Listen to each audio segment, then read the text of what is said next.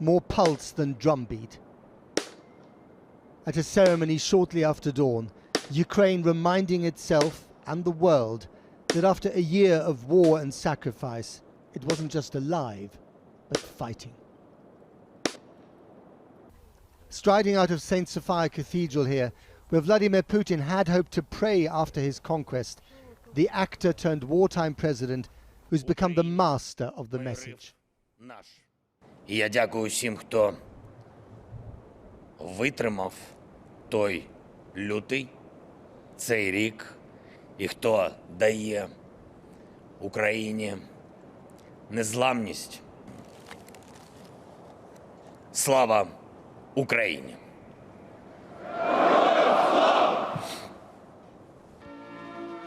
President Zelenskyy plays many parts well. Commander-in-chief of an army that is made up in large part of citizens turned soldiers who a year ago and one day could not have imagined how their lives would be transformed. Griever-in-chief, mic'd up to project the grit of his voice, rasping in the world's ear. Ми ніколи не забудемо героїзм вашого чоловіка, вашого батька. And as David to Putin's Goliath, Zelenskyy is the leader who's inspired a battered West in need of moral rebooting. But beyond the stage of remembrance is today's theatre of war. In Bakhmut in the east, where Russian troops are apparently gaining ground in an artillery duel that has been described as a meat grinder.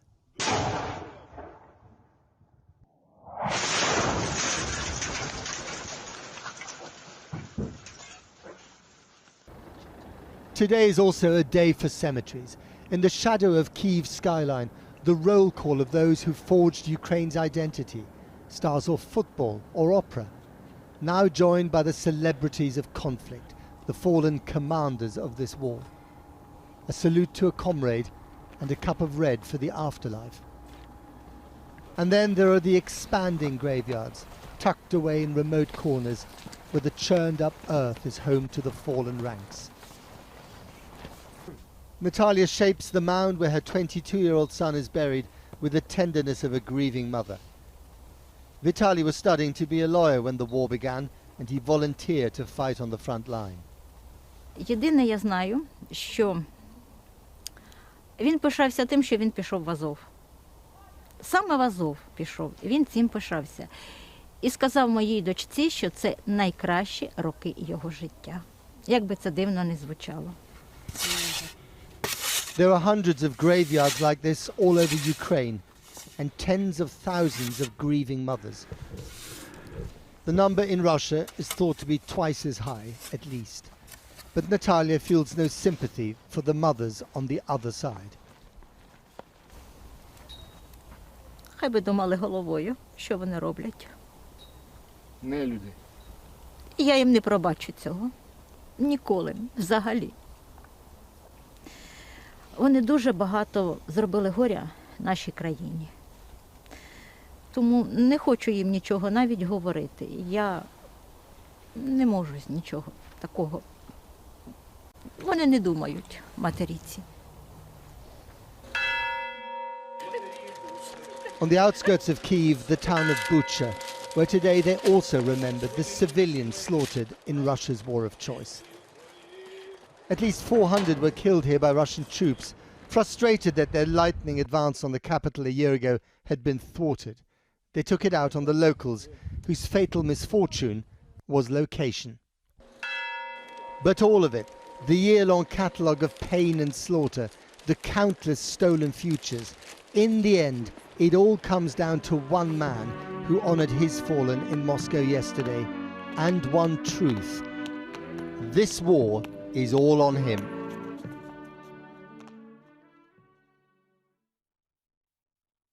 And a dubbed version of that report is available on our website. Of course, some parts of Ukraine have suffered much more than the capital, Kyiv. The city of Kherson was one of the first to fall to Russian forces after the invasion began a year ago. After more than 8 months of occupation, the Ukrainian forces retook the city, the Russians withdrawing to regroup across the Dnipro River. But the euphoria of liberation has not lasted. Our international editor, Lindsay Hilson, joins us now from the southern port city of Kherson. Lindsay. Matt, all day long, every few minutes, we've heard the thud of outgoing artillery fire. Now, somewhat miraculously, as yet, we haven't heard of anybody being killed in the Russian shelling that's come back in. We have heard of buildings being hit, a kindergarten, a school. Luckily, no one was in those places today because the authorities here have told everybody to stay at home. A hospital was also hit. Again, luckily, nobody seems to have been hurt. But this is what is going on all the time here. Yesterday, I mentioned that a heating system had been taken out. We understand that the damage is great and it will take several days to restore that. So people here are living in the cold. My goodness, people of Kherson have been through everything. The city fell very quickly to the Russians right at the beginning of the war a year ago. And there's an investigation now because it's possible that that was because of either incompetence or even treachery on the part of the leaders of the Ukrainian military forces here.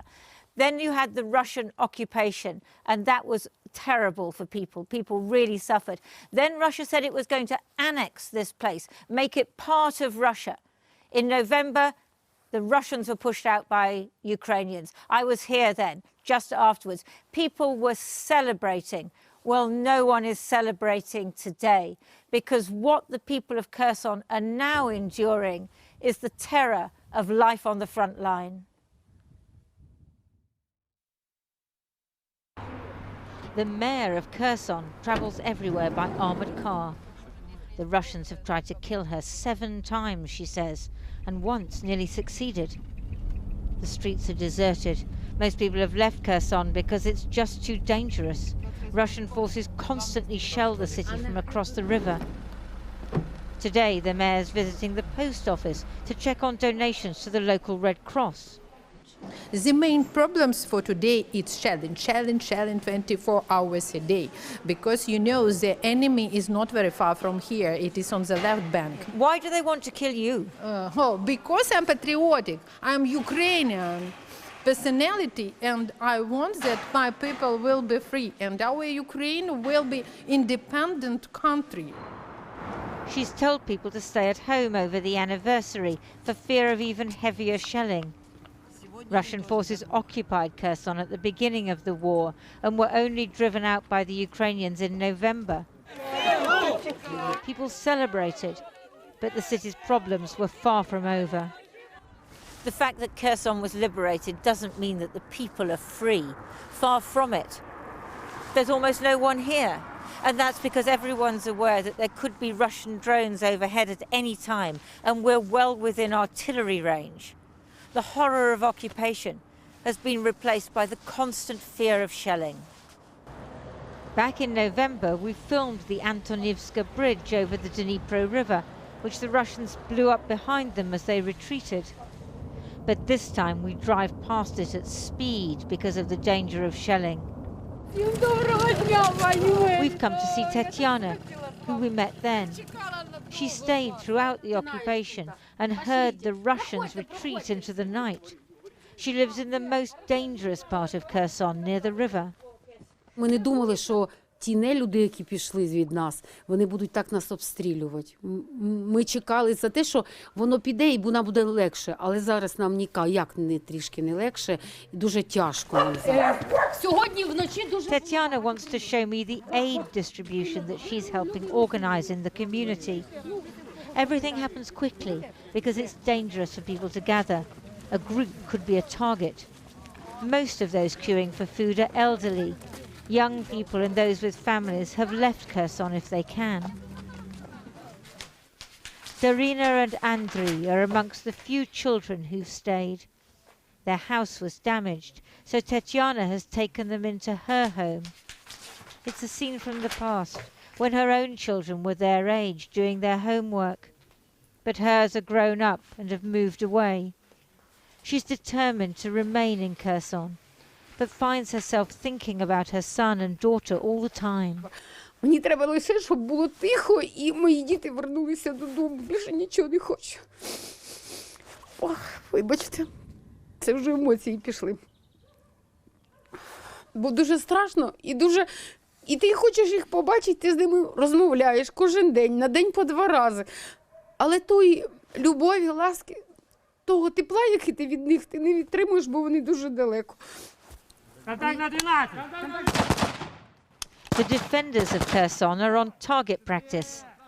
Having recaptured the city, Ukrainian forces must now push the Russians further back. But sometimes the military must make way for the spiritual. A flak jacket exchanged for liturgical vestments. Святий Боже, святий кріпкість, ти безсмертний, помили нас. Father Maxime didn't put down his rifle when he picked up a cross. He's both a soldier and a priest. During the occupation of Kherson, Russian soldiers kidnapped, tortured and raped. He has no doubt about the morality of the cause. Ця війна священна, бо ми захищаємо своїх рідних, ми захищаємо тих, хто стоїть за нами.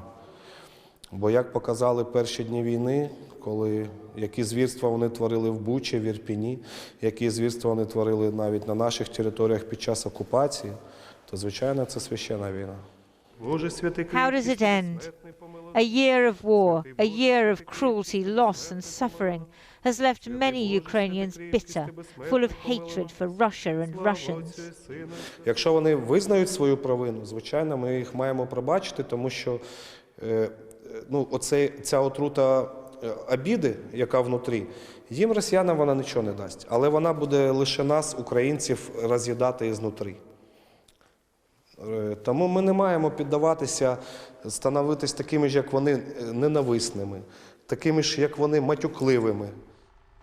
They're building a memorial to 24 soldiers killed the day the Russians seized Kherson. People here say they'll never forget, let alone forgive, as the war persists from one year into the next. Before the war, 300,000 people lived in Kherson. Now it's down to 50,000. And most of those have left since liberation because of the pressure of living here under the shelling. You know, when I talk to people here, you might think that this would make people just want to sue for peace, but exactly the opposite. All of the people you saw in that story said to me, we're going to fight, we're going to win, Ukraine is going to push the Russians out of our territory, we are going to be victorious. Well, who knows if that spirit will continue for the next year. The Ukrainian government knows that it needs Western weapons, and those weapons are not coming in quickly enough. When they do come in, which is probably not for another 4 to 6 weeks, then the Ukrainians are hoping that they're going to be able to push the Russians back. But it's seen certainly by Western military planners, as very unlikely that they'll be able to push the Russians right out of Ukrainian territory. Another year of this kind of pressure. Who knows if the people here will continue to be so determined to win, or whether they might be ready to sue for peace. Lindsay, thanks very much and look after yourself. Well, joining me now here is Ukrainian MP Lesia Vasilenko. Lesia, it's good to see you. We've spoken throughout the entire war repeatedly, and I just want you to reflect on the last year. How difficult has it been for you personally? It's definitely been a day of reflections today, and it's been a very deeply profound, interesting year. Very difficult, you're right, very difficult, tragic, you're here, your sad. children are in the UK, is that right? Exactly, exactly. So my children live in evacuation, while I share my time between Kyiv and a number of other cities. I don't even know where I am a lot of the time. At the same time, it's a journey of self-discovery, of this resilience, not just on a personal level, but on a national level. And I think we've learned a lot through this year. Did you think you had it in you? I don't think we gave it a second thought, to be honest. We lived our life just as normal. I don't think when you're living in a peaceful country, do you really think about resilience and what would I do if there was a war?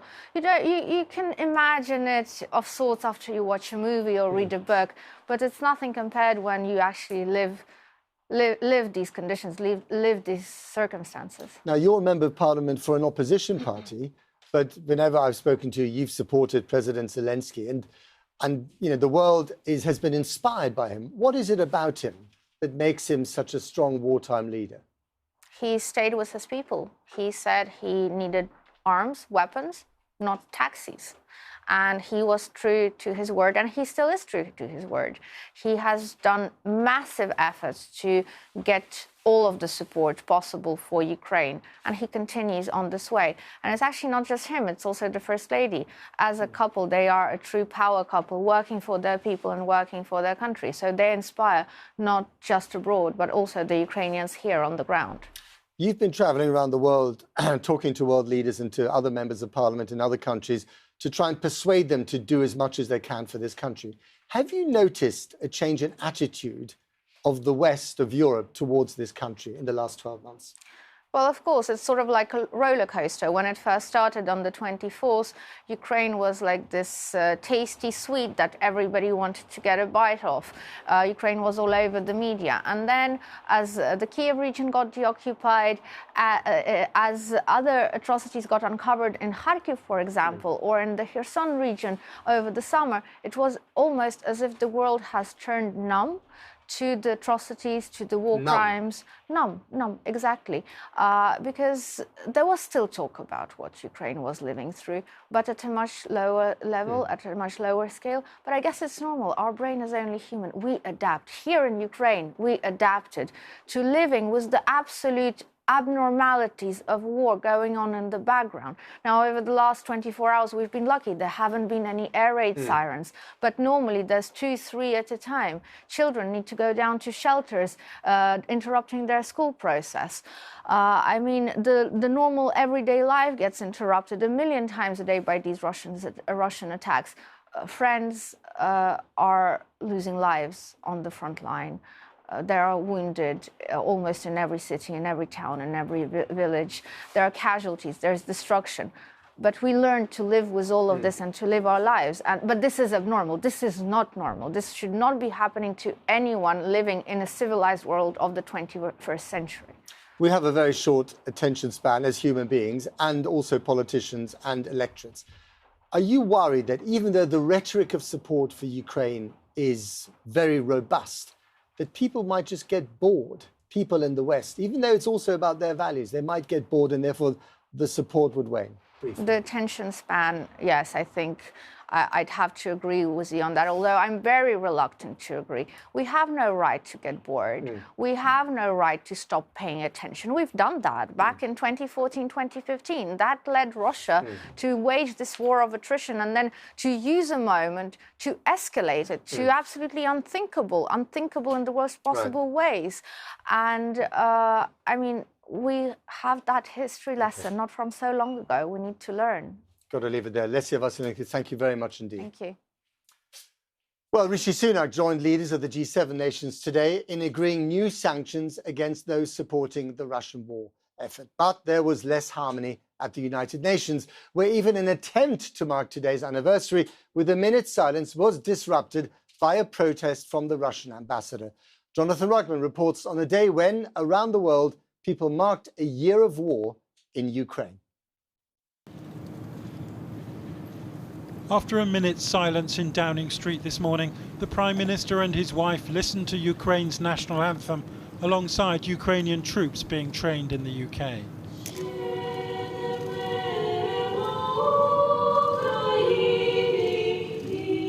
Glory and freedom have not yet perished, they sang. But at what cost? With an estimated 100,000 Ukrainian soldiers believed to have been killed or wounded this past year. This afternoon, the Prime Minister joined G7 leaders in agreeing to expand sanctions against Russia, targeting companies and individuals around the world who supply Moscow, as well as promising penalties against third countries who support them. And there was agreement too on intensifying military aid to Ukraine. In Berlin, protesters placed a destroyed Russian tank in front of the Russian embassy. The Germans are planning to send Ukraine over 80 tanks of their own, after a year which has turned German foreign policy on its head. Poland's Prime Minister was in Kyiv today and needed no persuading. The Poles want to supply President Zelenskyy with fighter jets in time before Russia's air force joins the war, possibly this spring. Until that deal is worked out, though, the first 4 of 14 Polish tanks have now arrived. Not only documents. Not only documents. Real tanks are also there. Thank you so much. None of this moves the dial in Russia, where police detained anti-war protesters, including here in Moscow, where Russians dared lay flowers at a monument to a Ukrainian nationalist poet. President Putin has overwhelming military manpower at his disposal, and many Russians believe him when he says his war was really started by the West. The whole world is against us. NATO countries are fighting us through Ukraine, supplying equipment to the Nazis. We look forward to winning this year. The sooner the better. Yet Russian casualties, perhaps 200,000 dead and wounded, can't be entirely hidden from view. This memorial service was in Russian-occupied Crimea, where the mourners talked of erasing fascism, perhaps hoping this would give meaning to their personal loss. At the UN in New York last night, 141 countries voted for a resolution demanding that Moscow withdraw. But despite ample evidence of Russian war crimes, the number who abstained or voted against has barely changed. Against 7, abstentions 32. China takes the lead on abstentions, and its foreign ministry today unveiled a policy paper on urgent peace talks. The Ukrainians say they weren't consulted, and they're alarmed by reports that the Russians want to buy 100 Chinese armed drones. I haven't heard about that. There's been massive disinformation against China recently. I stress that China takes a prudent and responsible attitude towards military exports. We don't sell arms into conflict regions or to warring parties. In short, we promote peace talks. At the UN Security Council, the Chinese and Russian delegations at first sat out a minute's silence, mourning the victims of Russian aggression. The Russian ambassador tapped his microphone, asking for all victims to be remembered, and eventually the other delegates joined in. The Americans made it clear that Chinese calls for a ceasefire could freeze the front line in Russia's favour. Any peace that legitimizes Russia's seizure of land by force will weaken the Charter and send a message to would-be aggressors everywhere that they can invade countries and get away with it. Stop Russia! Stop the war! And nobody marching past the Russian embassy in London this afternoon was talking about peace at any price. Not while 17% of Ukraine's territory remains occupied, with some 14 million people forced to flee their homes. Jonathan Rugman reporting. Well, earlier I spoke to Alex Chalk, the Minister for Defence Procurement. I began by asking him how the government will respond to Ukraine's continuing appeal for more weapons.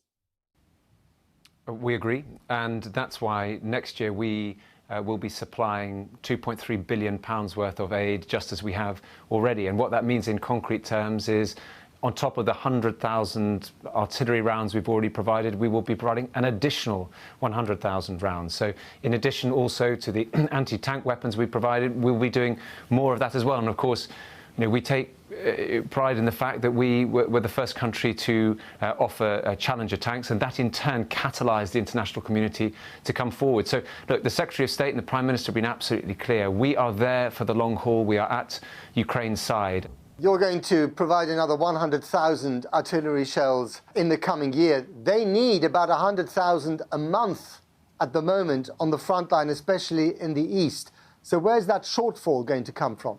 Well, this is an international effort, and the thing that Putin really miscalculated on was the extent to which the international community has come together, and that means not just providing strategic assistance, but it means coming together in terms of the sheer mass that we can bring forward to the battlefield. And that's why I've been spending a long time speaking to my French counterparts, my German counterparts, my US counterparts, and indeed it was this nation that within days of the full-scale invasion taking place that actually brought the international community together. So are we running our own stockpiles down to a dangerous extent?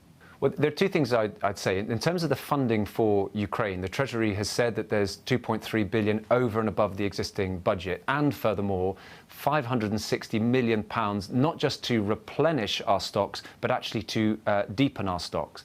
But the second point is this.